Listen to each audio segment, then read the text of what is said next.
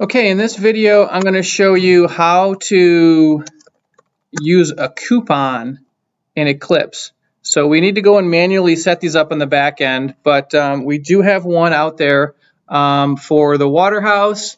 They're handing out coupons for National Small Business Week, and the coupon is $30 off an order of $300 or more. Now, there's a few things you need to know. One, the order total obviously needs to be over $300. And two, the order needs to be an order. It can't be a quote or a bid. So it needs to be in an open status, such as call when complete, ship when complete, call when specified, or any one of those open statuses. So I'm going to just give you a quick example here. Let's add a Kohler Highline. Okay, $39.79. Let's add 2 of them so we're over the limit. And 2 seats. Okay, so we've got a total out here of $618, you can see, and it's still in bid status. So I need to change this to call complete, assuming I've got the order, right? And the reason that it needs to be in call complete is because coupons expire, things change, and we want to make sure that it's for the open order and that it's going to actually be used in the time frame specified. So you're going to put a quantity of 1, and now you're going to put in the coupon code. And the coupon code always needs to start with capital C colon, and then the coupon code is 30 NSBW, National Small Business Week. So 30 NSBW, and now you're going to see that it gave $30 off this order.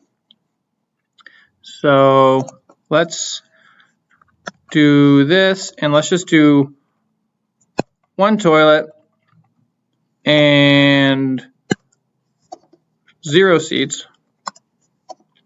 So let's delete that.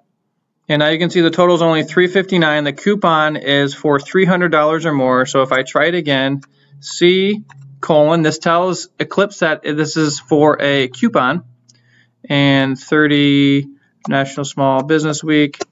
And I'm going to get this error that says requires a minimum subtotal of $300. The current is $259. So then if I added that seat, right, and tried it again, C colon 30 NSBW, now it's going to take that $30 off. So this is a way of how you can use it. If this order does not ship by 12/31 of 2023, this coupon will be no longer valid. They will not get that discount.